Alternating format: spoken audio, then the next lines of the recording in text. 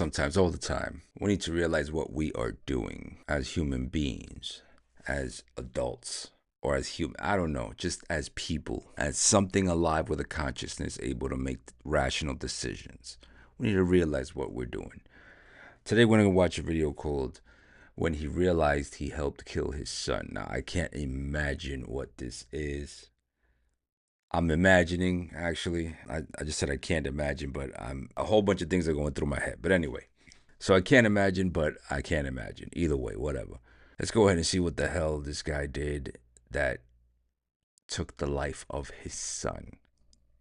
Hello, I need someone to tell me what's going on. Help me, help me, help me! Late in the night on June 5th, 2021, officers from the Woodbury and Oakdale Police Department in Minnesota receive a slew of 911 calls about a drive-by shooting that took place in a residential neighborhood at a high school graduation party. Dispatch begins notifying officers of a white Tahoe that is potentially involved. Multiple officers patrol the area, while others secure the scene of the shooting and gather information. Stay in your house. A high school graduation party. Kids, these are still kids. Regardless, they're 18 and now, they're still kids. Hey, what house is this, guys? Right here. All right, hands. Show me hands. Show me hands. Don't move. Right here, this house. Okay, nobody move. Someone shot? Yes. Where? I don't know. Walk to me. Walk to me. We didn't shoot. Walk to me. Okay. Just follow our orders and we'll figure this out. While this is going on, officers discover the white Tahoe speeding by. Again, Woodbury squads, either white Tahoe or white Escalade, driving fast by 611. Get out here. Oh, we live here. My house is full of people. 719, I need a lot of cars to the house. A lot of cars out. 576, I got a white SUV, northbound Century, high rate of speed, passing up Rafton. Everybody out, let's go. There's a baby. Okay, well, we need you out I here. need everybody to come out of my house. Everybody. After the officer clears the house, he continues to inspect the rest of the scene. Soon, officers will question them further on what happened. Right now, the main priority for officers involves capturing the suspect and ending the pursuit. 7131, I'm coming down 94, I'm almost to Century. Almost to 94. Westbound 94 from Century. 7131, I'll be behind him shortly. 7131, I'll be behind 76. Still high rate of speed, passing vehicles, run the front. Listen, when you mix alcohol and firearms, it's never a good mix. Young people, alcohol, and firearms. Never a good combination. Ever. Frontage road. Passing vehicles on the frontage road.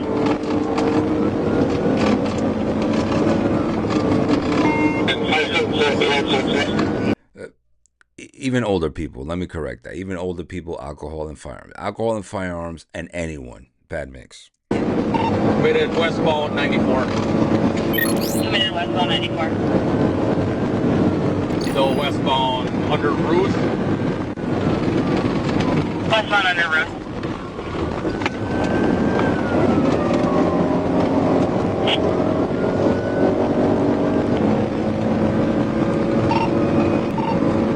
Still westbound, approaching 61, speed 120. Approaching 61, speed 120.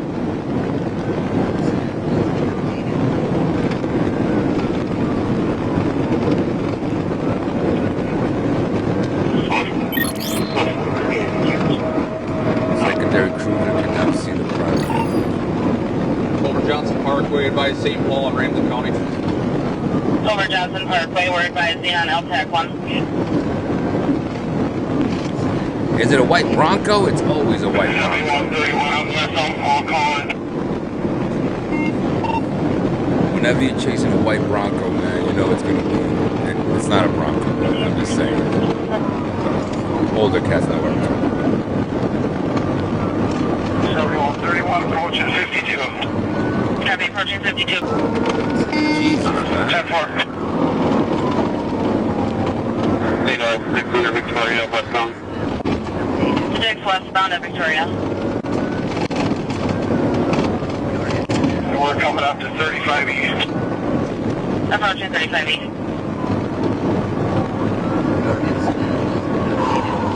For the stop was driving conduct. Vehicles driving over 4 lanes of traffic. No signals. Making erratic turns. Vehicle description.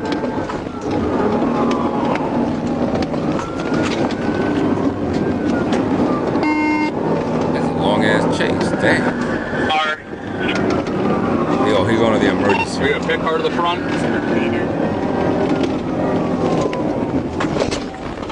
He's going to the emergency room. And we have a pit. We have a pit. We have a pit. Go ahead, pit at 12.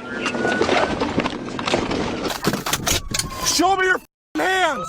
Keep your hands up now. Don't move. I'm gonna terminate where Do not move. Oh no, they're not going to the emergency room. Oh yeah, they are. Don't move. I'll get you somebody. We got someone shot in the back. 7131. We have somebody shot in the back seat here. You start me. That's a fucked up situation, man. Because if there's life and death, right?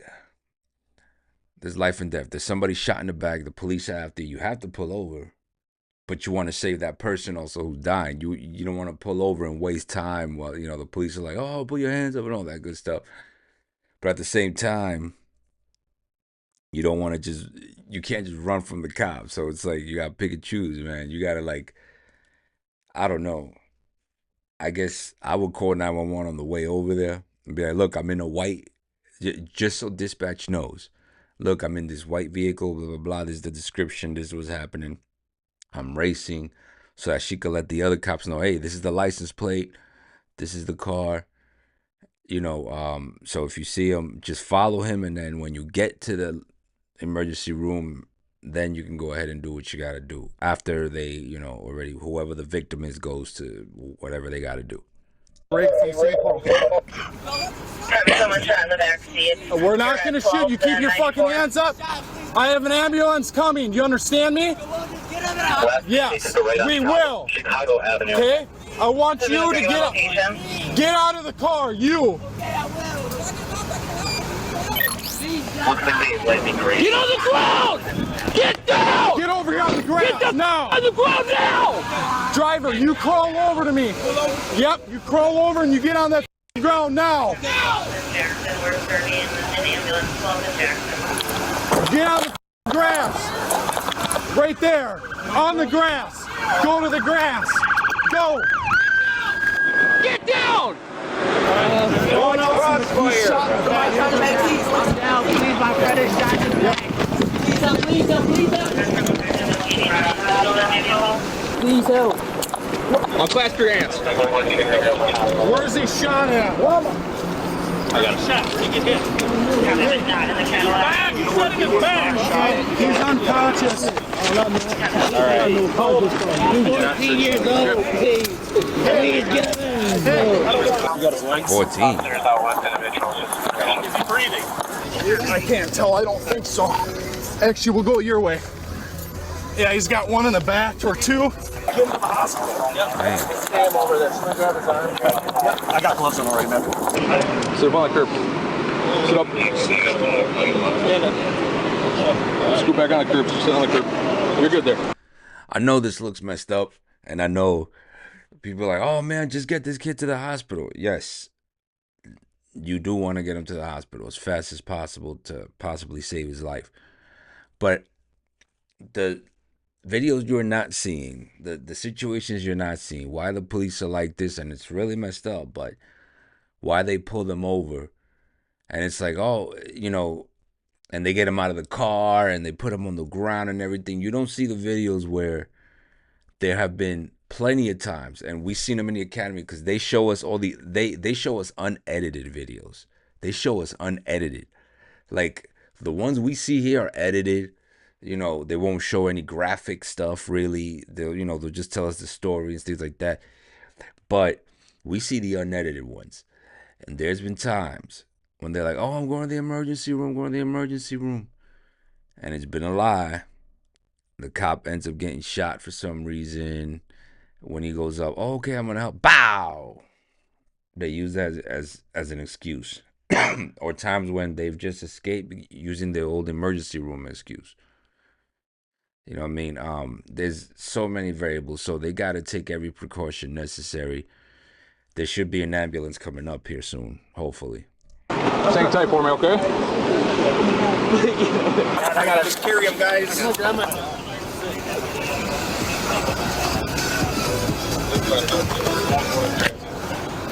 Is there a Xavier here? No, sir. Do you guys know Xavier? No. Okay. This officer inquires about a known individual attendee of the graduation party, Xavier. Back at the crime scene, witnesses noted known attendee Xavier and two of his friends got into a physical altercation with another attendee, Davion, before the shootout occurred. After Davion and his group of friends left, witnesses shared that Xavier and others fired their own guns at the vehicle involved in this chase. Xavier and his group of friends apparently took off immediately after the shooting. Nobody seemed to know where they were, nor would they find them that night. Shortly after this, 911 operators would get a call regarding a possible domestic situation they initially thought was unrelated to this case. However, they would soon learn that the call came due to the shooting victim's mother, Trisha, crying out in remorse over her 14-year-old son being shot. While officers are on scene at her home, Trisha's other son, 16-year-old Davian, his girlfriend, 19-year-old Brianna, and a friend to the family referred to as an auntie arrive. The two kids are panicked about what they just experienced. At this point, officers know that the 14-year-old in the backseat of this vehicle was shot and that the driver was indeed rushing to the hospital. After securing the scene, multiple officers lift the 14-year-old up, each appearing to grab one limb each, and physically carry him about 50 yards over to Regions Hospital, a level 1 trauma center in St. Paul. The man driving the vehicle was soon discovered to be the boy's stepfather. Hey, are any of you guys injured? No. You're okay? You're okay? I was just trying to get him to the hospital. Hey, you're okay? Yes. Are you injured? Oh my God. Copy, I need to confirm code 4 crash scene. In the back. Switch.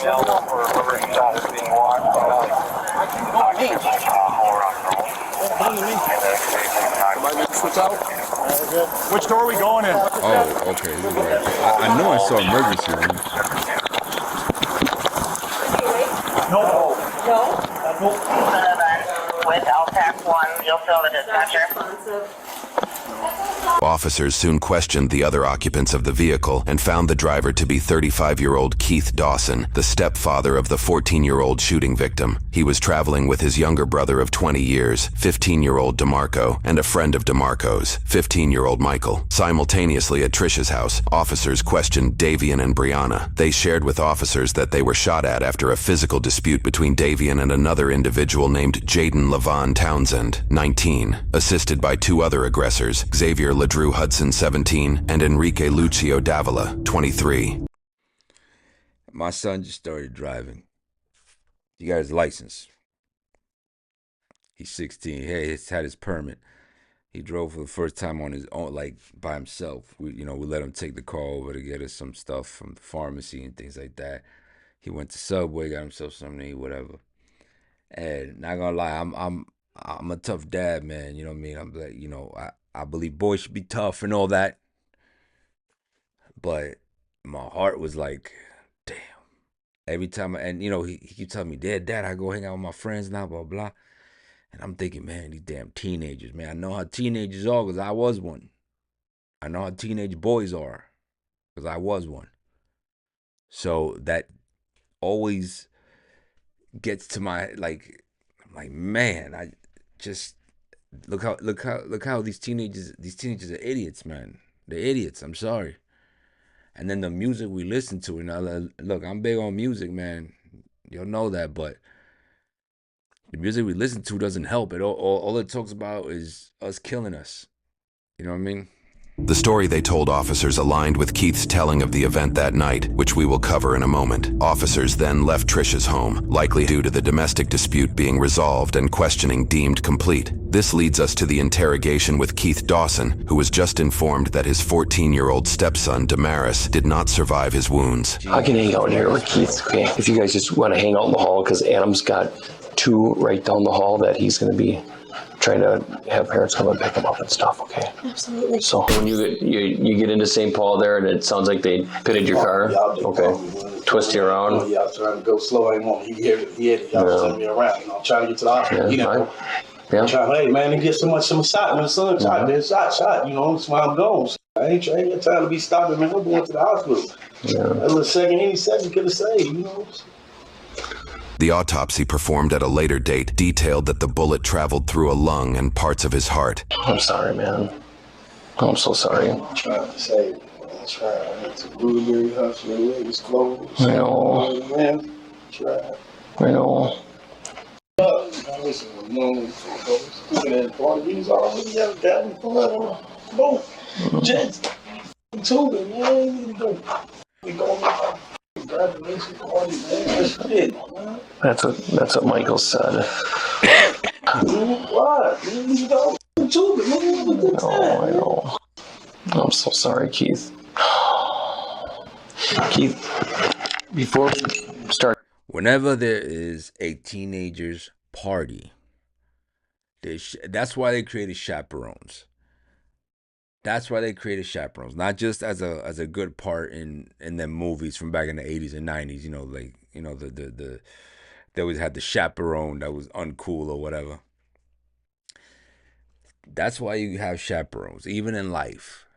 If my son says, "Yo, when I have a party here," my sons ain't the party type, but if they was like, "Yo, I want to have a get together with friends, graduation party at the house," if I let that happen, you best believe I'm going to be there. I'm going to be like a bouncer at the door, owner of the club, all that.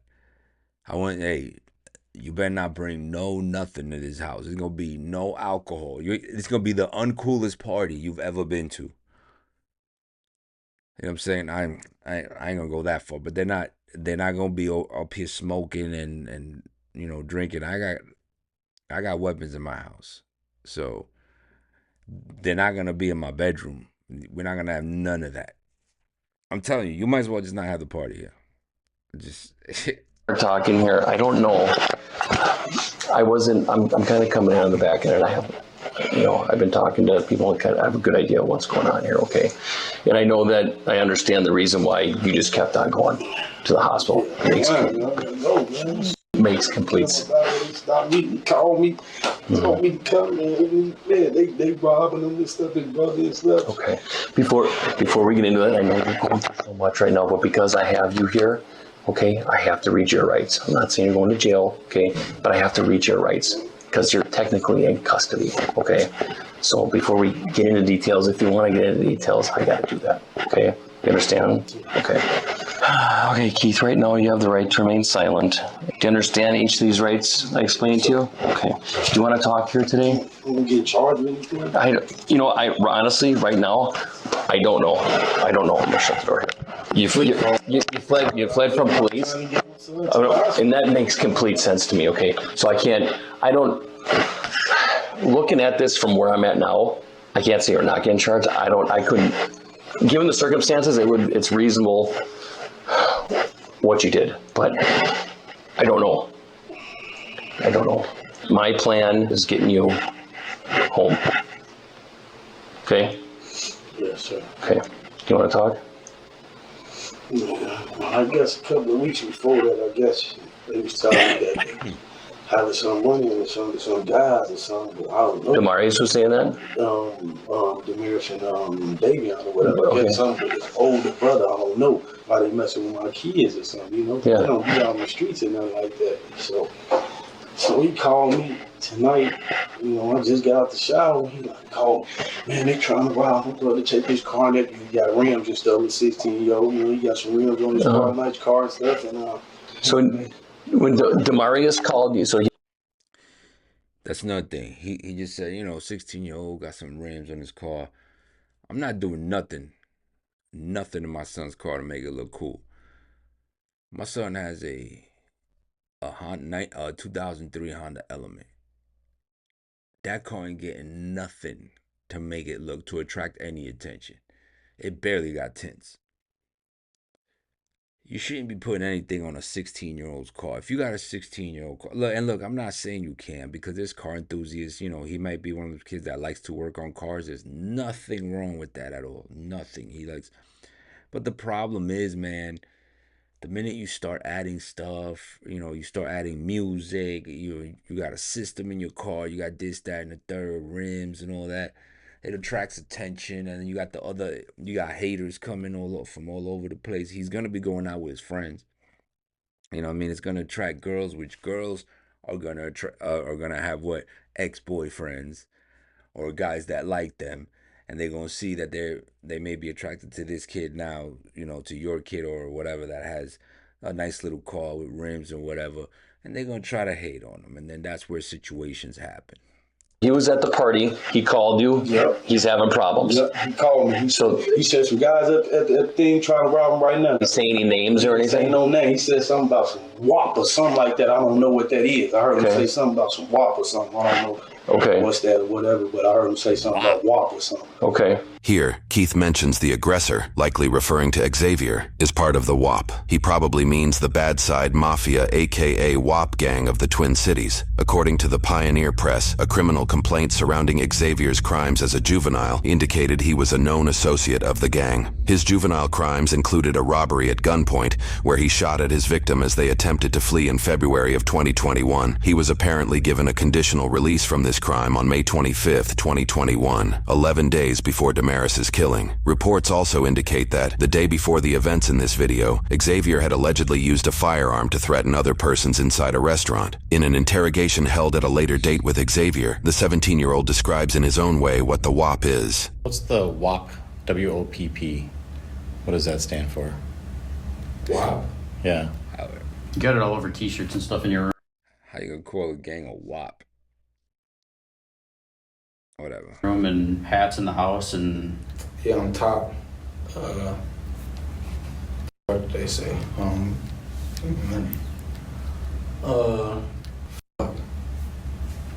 have no brain fart right now. But WAP and BSM are the same thing though. BSM? What's BSM? Bad Side Music. So I could be like on WAP, I could be like on the WAP, or I could be like on BSM. So it's like the group that you rap with? Yeah. Okay.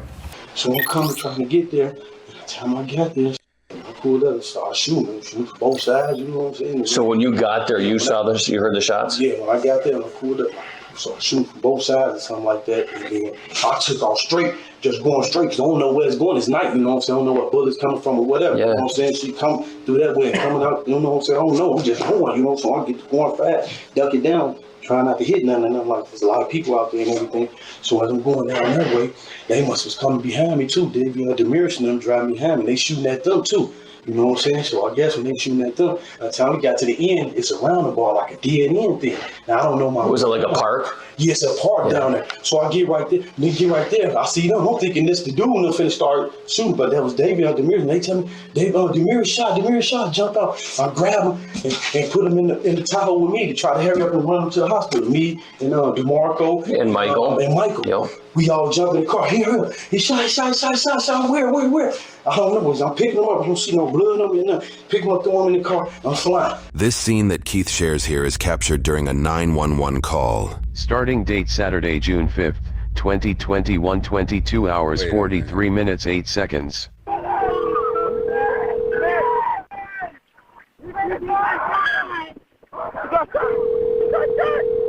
Why is 911 ringing twice, 3 times, 4 times? Like it's fucking, like you're calling to upgrade your phone plan. 911, what's the address of your emergency? Come here. Hey! Oh, my cousin died, my cousin! He died, we in the parking lot, my cousin, he got shot, my cousin just got shot. Your car is being, what is going on with your car? Just got shot. Your car got, what's going on? We got to doors! Yo, when you call 911, guys, it is imperative. And I know it's easier said than done, especially if it's just 2 people, whatever. There's shock, there's adrenaline and all that. You need to try as hard as possible to speak clearly and to be calm. I know it's hard. I know it's you know, there's a situation going on, especially like this one. Nobody's gonna be calm. Nobody should be. But you gotta talk calm, man, so they can hear you, so they can send you the proper stuff. Because she's over here thinking the car got shot, so she's not gonna take it as, yeah, the car got, yeah, there was a shot, but she's thinking right now the 911 dispatch is like, okay, a car got shot at. Now her next question would probably be, is anybody shot? Any person shot? They're not that they're not gonna care that a car is shot, but they're not gonna take it as serious as if a person is shot. Hello, I need someone to tell me what's going on. Hello? Hello, I need someone to tell me what's going on. Help me, help me, help me, help me! I need to know where you are. I need to know where you are. I'm trying to help! Help me! Come on! Come on! I need to know where you are. No! Man! Damn. She has no details. Y'all gotta put the GPS on. GPS on. Come in.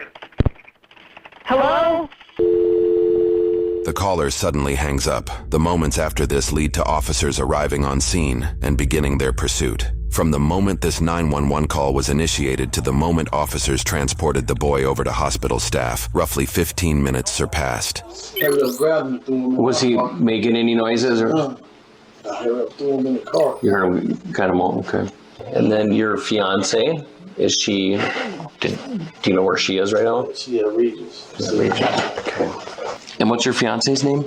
Trisha. Trisha. I'm just going to step out here. I'm going to try and find my partner and see kind of where we're at and see what we can do about you, okay? After this officer left the room, he found Keith and his party's telling of the situation contradicted other witness statements collected at the scene of the crime. Shortly after this discovery, the officer returns to question Keith again with this newfound information. All right, Keith, this is my partner, Paul, here. Hi. Paul was at the scene, and he talked to some people to try to get the perspective of what happened there, okay? Our goal is to find out exactly what happened. And I think there's some stuff, inconsistencies are telling me. We want to get to the bottom of this. We know. One thing investigators do not like is inconsistencies. This person says, oh yeah, I saw the guy had a red shirt and he went to the left. This person says the guy had a blue shirt and he went to the right. That's inconsistencies. Inconsistencies can be spotted right. You can detect them right away. You don't even have to be a detective. You'll know there's inconsistencies. The stories don't have to sound exactly verbatim the same because everybody's gonna tell it their way. But there will be consistencies if everybody's on the same page. If everybody saw the same thing, they're gonna tell the same story in a different way, but it's gonna be the same stories, the same details. Some people may have more details than others because they were standing at a different viewpoint, but for the most part, it's going to be the same. It's when you start inconsistencies, when you're like, nah, Ray didn't have the gun. It was John who had the gun. You know what I mean? There's a couple casings in your truck. What happened? Pulled up.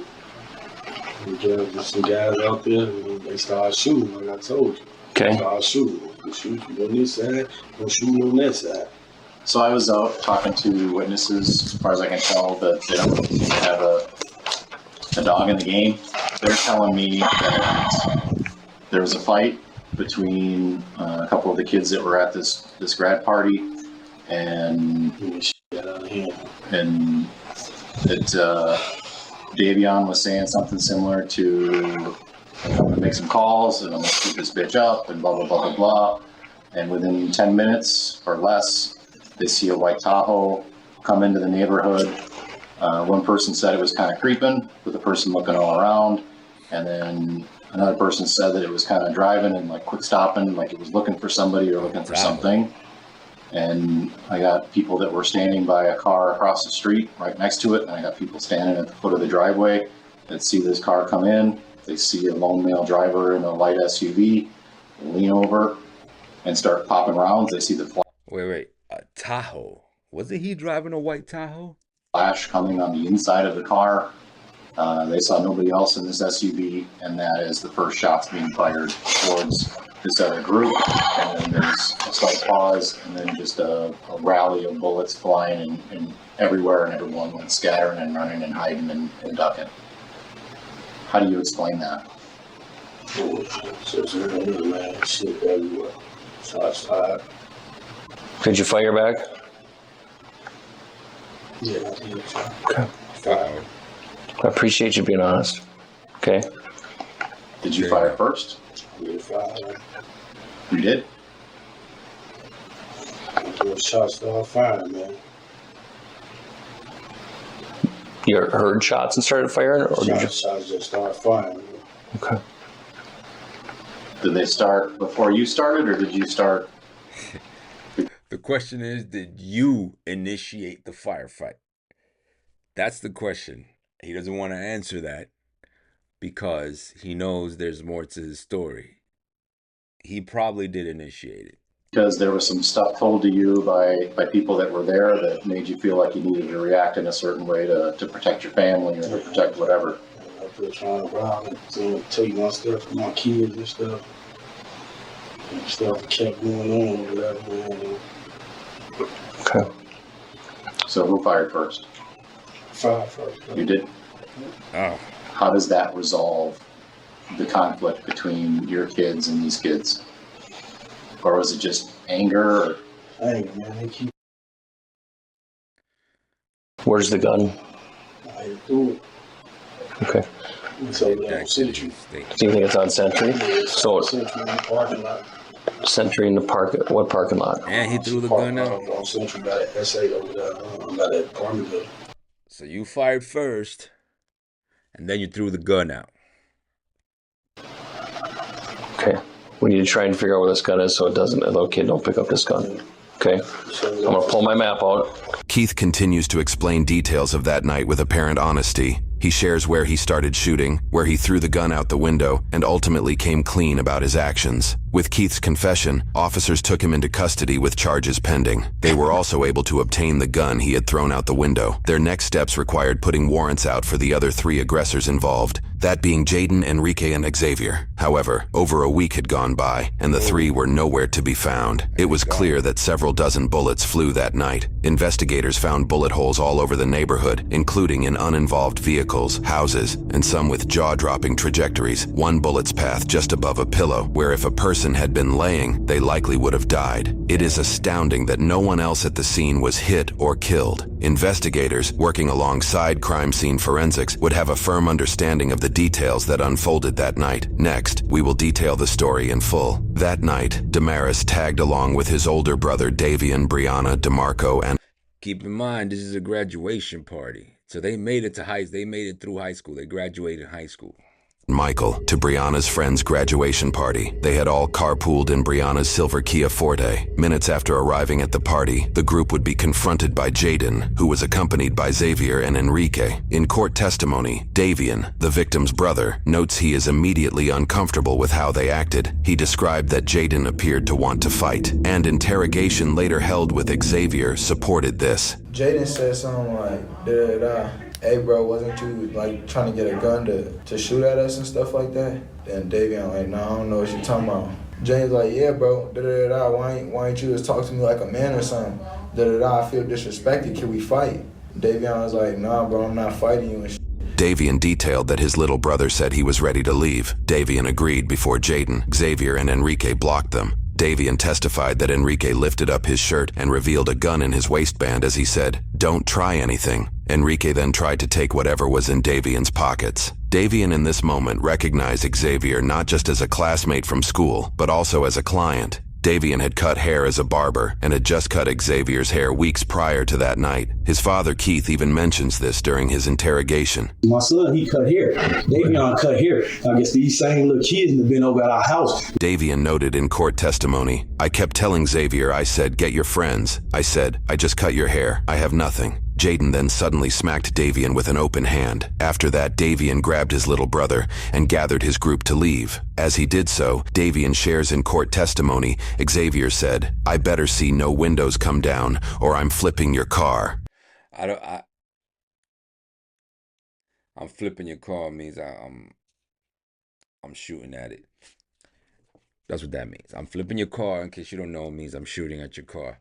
But in on a lighter note, I know I'm not making light of anything here. This is crazy, but getting slapped is like so much worse than getting punched. I don't know. Getting slapped, I hate. Yo, my God, I got slapped once, bro. I got slapped once during a fight, and it was bad. Um, like for 2 seconds, I felt like everything stopped in the world, and it was like I was alone. There was no other human or anything alive. I was in like the void, and then it came back to me, and we started fighting again. But because I got slapped, like slapped. Oh. Implying he would shoot at them if they appeared to act in a drive-by shooting. During his interrogation, Xavier claimed to have no part in this particular situation, but that everyone was looking at him because of his status as a rapper. I'm looking at everybody, and then everybody looking at me, right? Literally, the whole party knows me because I'm a rapper, you feel me? They all know me, you know, they listen to my music and stuff like that. They my fans or whatever like that. So I'm not a problem starter, but you feel me? I handle business, so they left. After they get in the car, Davian's little brother, Damaris, calls his stepdad and Davian's biological father, Keith Dawson, and informs him of what happened. Davian explains that he took the phone from his younger stepbrother at this point and started talking to his father. Davian shared that Keith yelled at him in this moment and claimed that his father was scared. He shared his dad said to stop going places in public because there's so much drama in the world right now. Davian explained in court testimony that this was not the first incident between himself and Xavier, adding that his father likely did not know Jaden or Enrique. They got their haircuts and everything because they go to school with each other, you know, but I don't know them personally though. Okay. Keith then drove his white Chevy Tahoe and met the group in a car dealership parking lot. Here, Keith allegedly explained to the group that they needed to go back to the party so that the three harassers would stop messing with them. From here, most of the story is known. Keith drove by the party in his Tahoe while Davian trailed behind, driving the silver Kia, which housed all of his peers. Damaris sat in the middle back seat of the car. Next, Keith would shoot at the three aggressors while they were outside their Dodge Durango. Enrique would immediately start firing back, using the gun in his waistband. Xavier ran to the wheel well of his girlfriend's car, where he stashed his pistol, and laid down on the grass to return fire. Jaden, although the lead aggressor, did not fire a weapon. Over 40 bullets flew that night. Then Davian screamed for the passengers to duck as he tried to drive away from the scene. In this moment, Damaris exclaimed that he had been shot and that he couldn't breathe. When Davian turned around to look at him, he shared that Damaris's head slouched over and his brother looked lifeless. According to reports, this would be the only bullet that struck a person. Forensics shows that the bullet traveled through the back license plate of the silver Kia and through the back seat before. Thank God. These kids aren't trained in shooting, clearly. And it was just kind of, I'm not going to call it a lucky shot, but a straight bullet, you could say, I guess, that unfortunately hit this child.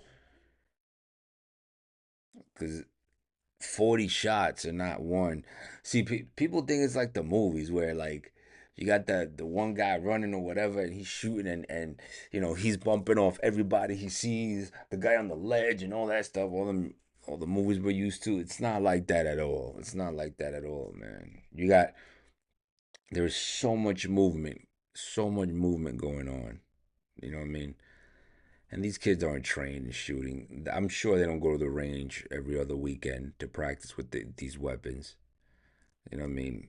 For hitting Damaris. He was pronounced dead at 11:12 that night. Davian swears in court that he and his peers did not know Keith had a gun in the car, nor that he was going to shoot at their aggressors. This is despite witness statements that night claiming he had threatened to get the place shot up. This led to Davian honking his horn to get his father's attention so he could pull over, where they transferred Damaris from the Kia to the Tahoe. We know where Keith, Damaris, DeMarco, and Michael went that night. Davian and Brianna went a different direction in their Kia. They attempted to drive back to his mom's house. In a witness statement, Brianna shares that they were chased by the Dodge Durango they believe to be driven by Jaden with Xavier and Enrique. Wait. So, did I miss something? I think I missed something. Because supposedly that white the white Tahoe was the one that initiated everything. The stepfather. As passengers, Davian shares that he sped and ran red lights on the way. Trying to lose track of them, they take another route, leading them to his aunt's house. This account may or may not have been driven by fear or paranoia, however. Other police reports contradict that the three aggressors drove off in the Durango. Rather, Xavier, his girlfriend Alexis, Enrique, and others got in her red Honda Civic and were followed by Jaden in his Durango, where they stopped at a gas station and then went to Xavier's home. Because Xavier had a juvenile criminal history, officers were already familiar with him and his address and attempted to extract him from his home that night. Though officers were not able to find him, Xavier shared a surprising revelation about where he was that night. So you were still kind of in the area when Oakdale PD showed up at your house? Oh, I watched everything happen. Like, I watched them surround my house 4 times. Did you stay there all night and watch it? Damn near. I heard, them say my name. Okay, that's probably with the big giant armor tank looking thing or whatever. Yeah, there's 3 of them. Brianna and Davian, believing they presumably lost their assailants, entered his aunt's home and informed her of the situation. From there, she drove them in her car to Davian's house and discovered police were already there questioning his mom, who had already been informed her other son was shot. That night, Davian and Brianna's story aligned with the first account Keith told. The following morning, the pair were questioned again and were informed that Keith told the whole truth, prompting them to do the same. The incident occurred on the night of June 5th, 2021. The report much of this information was extracted from was written on June 10th. The 3 initial harassers, Jaden, Xavier, and Enrique, were still at large at that time, their whereabouts unknown. In the days after the shooting, it was discovered that Xavier fled the state of Minnesota, traveling all the way to Florida. He was assisted by his mother, Susan Blood, and his girlfriend, Alexis Moore. On June 15th, 10 days after the shooting, the vehicle they were traveling in was discovered coming back through Wisconsin. It was apparent that Xavier changed his appearance by cutting his hair short. Officers followed them into Minnesota, where they shut down Interstate 94 and apprehended the 3 of them. After his apprehension, officers investigated the search histories of Xavier and Susan's phones. The findings alluded to fleeing and hiding. Within hours after the incident, Susan searched hotels near me. Other searches made on their way to Florida included, how do you get to Mexico? What do you need to cross the border? And can police trace iPhone? On the way back into Minnesota, they were searching for flights that went from Minnesota to Texas, implying he may have continued to run if he was not apprehended. On June 16th, court documents indicate Jaden... I don't get it though. Why they go to Florida and turn around and go back? Like what? Turned himself in. Finding Enrique would prove a difficult feat. How tight are you with Enrique? Not really. Okay. He won't listen to y'all. Do you think who do you listen to? To me. I mean, I'm top, literally top walk. I know it might seem a little stupid, but the name mean a lot. For months, officers asked the public for information of his whereabouts, sharing photos in this known video of Enrique, brandishing the gun he used in the shooting. He was eventually found hiding out with a family member, avoiding custody all the way until September 30th, 2021, nearly 3 months later. During interrogations, Xavier admitted to shooting 19 shots at the white Tahoe, a statement that forensics would find accurate. I know how many times I shot. How many? I shot 19 times. The only controlled shots I had was them 5 shots. So the first 5 were more controlled. Yeah, the first. And then you were going for like I don't know, fire superiority kind of thing. Right. An amended criminal report notes that Xavier had a previous charge of delinquent felony possession of ammunition, pistol, or assault weapon by a person under the age of 18. This legally made him ineligible to possess a firearm. Investigations found that at least 21 bullets were shot from Enrique's gun. Yo, I missed something, man. How is the stepfather from the white Tahoe involved? Like, I mean, I know he said he shot, but who did he shoot at? I'm thinking he started it, but I haven't heard from him anymore. Around 4 shells were found in Keith's Tahoe. In his interrogation, Xavier freely gave his opinions on the whole situation. I didn't have a problem with this little kid that passed away from me. I feel really bad, but his dad's gonna live with that shit. Yeah, this is one of those circumstances where everything had to fall in order. At the end of the day, you know what I'm saying? Like I said, I wouldn't have caused the problem. Yeah. I would have left it at what it was. They took it in their power to call their dad, meet with their dad, and come shoot at us. You fucked up, like that's your fucking fault. That's what's making me so non-caring about the situation. Ball was in their part, and they played it so foul. You know? I agree. And it ended up in a little boy's life being taken. That shit is tragic. All right. It started with the dudes trying to like Herb. That's the word we used to use. Trying to like rob or whatever the other dudes who left, who called the stepfather and said, hey, they're trying to rob us. That's what he was told. They're trying to rob us. Stepfather came, this is what I'm taking, and was like, oh, they're trying to rob you? No shots were fired yet. He came and picked them up, then went by the house and blah, blah, blah, and then started blasting. He could have left it alone. Okay. He should have been the grown man he's supposed to be and left it alone. But we started a gun battle in the middle of a residential neighborhood that left one kid dead, a bunch of houses shot up. Just wish I would have stayed at home. I didn't go there with any intention to hurt anybody. I didn't mean to hurt anybody. I protected myself and my loved ones. I protected my girlfriend. I protected damn near everybody at the party. Yeah. I'm like Superman. I'd have killed 4 more people for that's my life right there. That's my lifeline. Like I'll fuck around kill myself if I ain't had her. Alexis? Yeah, like that's my real life soulmate. Like I wouldn't. Alexis, his girlfriend, bro. Stop talking like that, man. You young guys. I'm not saying there's no soulmates out there, but come on, man. Stop. Know what to do with her. Like I'd probably be crying right now if it wasn't real shit. I'd probably off myself. Like dead ass serious. I need her in my life. Like people don't get that. You know, some people keep other people emotionally stable. She keep me emotionally stable. Whatever this time finna be, I could get through this shit knowing that she finna be there when I get out. I wish it, you know what I'm saying, it wouldn't have been him. I wish the dad would have died. I wish that boy that's in that stepdad, whoever's in custody, I wish he would have passed. Everything he's saying is fucked up. I don't care what you think. Everything he's saying is not up here.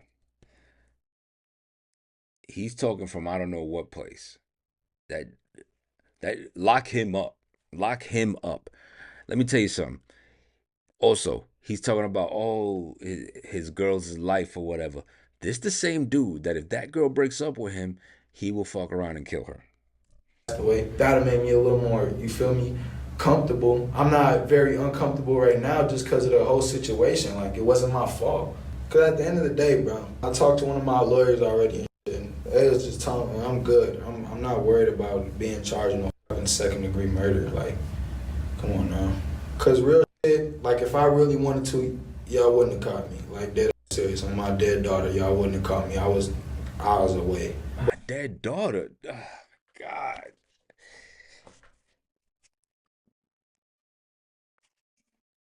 Oh my God. Oh my God. I don't even know what else to say about this dude. But me just having the decency and understanding that don't even let him talk things anymore. need to get in progress so things could come to the light and I could plead my fucking case on me not being a second-degree murder. Today, 6 individuals were charged for crimes related to this case. 2 months after the incident, Xavier's mom, Susan, and his girlfriend, Alexis, were similarly charged for assisting Xavier in fleeing. While Alexis's past record is relatively clean, Susan has previous charges relating to forgery, identity theft, and property damage. For this case, they each faced 1 count of aiding an offender to avoid arrest and 1 count aiding an offender as an accomplice after the fact. Days after their arrest, Alexis posted a $25,000 non-cash bond, and Susan posted a $30,000 non-cash bond. Susan took a plea deal and was convicted of aiding an offender to avoid arrest. Her other charge was dismissed. She was sentenced to prison for 1 year, but that was stayed. Instead, she will serve 4 years of supervised probation, which will end in February of 2026. Alexis also took a plea deal and was convicted of aiding an offender to avoid arrest. Her other charge was dismissed. She will serve 180 days in jail, with the option of serving that time in home detention. She was also put on 4 years of supervised probation. Additionally, she has to pay a restitution of roughly $250 to the Minnesota Crime Victim Reimbursement Program. If all goes as planned, her probation will end in June of 2026. The stepfather, Keith, also faced numerous charges. This would not be Keith's first entanglement with the law, having faced numerous convictions in his past. These included charges related to a drive-by shooting, burglary, and possessing dangerous weapons as a prohibited person. He also has multiple charges related to theft of a motor vehicle and check forgery. His record starts back when he was 18 years old and shows roughly 10 years of prison sentences between 2004 and 2021. For this case, Keith was charged with 1 count of drive-by shooting, 1 count of possessing a firearm with a previously convicted crime of violence, and 2 counts of second-degree assault with a deadly weapon. After his arrest, he was given a $175,000 non-cash bail, which he posted 5 months later. He was subject to GPS monitoring, was banned from handling dangerous weapons, and was barred from contacting any victims or witnesses, except for the ones who lived in his home. Keith took a plea deal and was convicted of his drive-by shooting charge. All of his other charges were dismissed. In January of 2023, he was sentenced to 7 years in prison with 148 days of jail credit. Taking parole into consideration, he will likely not be out of prison until 2027. Jaden, the initial aggressor of the night according to witness statements, has no significant prior criminal history. After his arrest, the court offered a $500,000 conditional bail, but he would never take it. He faced 1 count of aiding and abetting second-degree murder without intent and 4 counts of aiding and abetting second-degree assault with a dangerous weapon. Jaden took a plea deal, which dismissed all charges save for 1 charge of aiding and abetting second-degree assault with a dangerous weapon. Over a year after the offense in June of 2022, he was sentenced to 3 years in prison with 371 days of credit for time served. He must pay restitution for a total of almost $25,000. Just over $8,700 is to be paid to 2 different claims of the Minnesota Crime Victim Reimbursement Program, and nearly an additional $16,000 is being paid to the victim's brother's girlfriend, Brianna, whose family submitted claims and victim impact statements regarding that night's toll on her life. Jaden has likely served his time at this point, but court records indicate he still owes nearly all $25,000 of restitution. Enrique proved to have a violent criminal history. He's been convicted of previous charges for assault, fleeing the police and This dude, do not let him out. I'm telling you that. Do not let him out. Do not let him out. relation to vehicle tampering, first-degree aggravated robbery, giving police a false name and leaving the scene after causing an accident. For this case, he faced 1 count of aiding and abetting second-degree murder without intent and 4 counts of aiding and abetting second-degree assault with a dangerous weapon. Through investigations, it was found the bullet likely fired from Enrique's gun was the one that struck and killed 14-year-old Damaris. This was based off of analysis connecting the bullet to his firearm and DNA and video evidence linking the firearm to his possession over Xavier. He took a plea deal and pled guilty to 1 count of aiding and abetting second-degree murder without intent and 1 count of aiding and abetting second-degree assault with a dangerous weapon. His other 3 counts were dismissed. For 1 count of aiding and abetting second-degree murder, he was sentenced 20 years in prison with 946 days of credit. For second-degree aiding and abetting with a dangerous weapon, he was sentenced 3 years and 3 months, but this would run... Wait, not 20 years of prison with 940... consecutively, making his total sentence 20 years. Needing to serve at least 2/3 of his sentence before being eligible for probation, he will likely be in prison until nearly 2038, when he will be 41 years old. He is also jointly responsible for the restitution applied to Xavier's case. Xavier, who was 17 at the time of the incident, held a juvenile record that reports say included robbery at gunpoint, along with alleged armed threatening and possible gang associations. The incident took place 2 months before his 18th birthday. This fact, along with the seriousness behind his current and past crimes, caused him to be tried as an adult. For this case, he originally faced charges of 1 count of aiding and abetting second-degree murder without intent, 4 counts of aiding and abetting second-degree assault with a dangerous weapon, and 1 count of possession of a dangerous weapon as an adjudicated delinquent. 5 months after his arrest, he paid a $750,000 bail using a bail bond. However, it appears the court reversed that decision months later, apprehending him once again. They would eventually offer a $5 million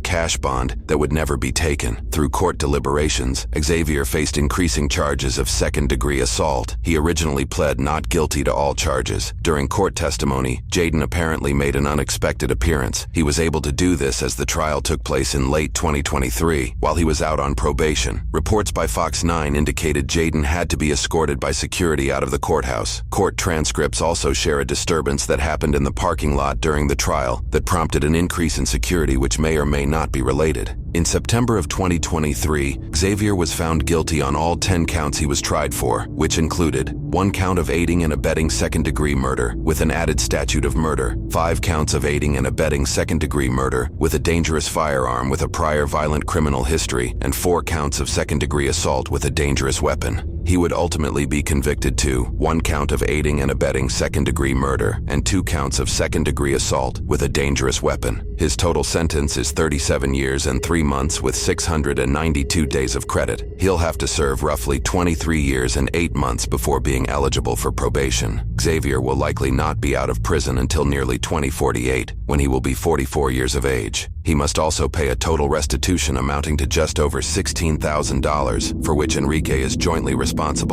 Just over $8,700 is to be paid to 2 different claims of the Minnesota crime victim. Let me tell you something, man. This is the dude that claimed to be a rapper too. Let me tell you something what these young boys do, man. They'll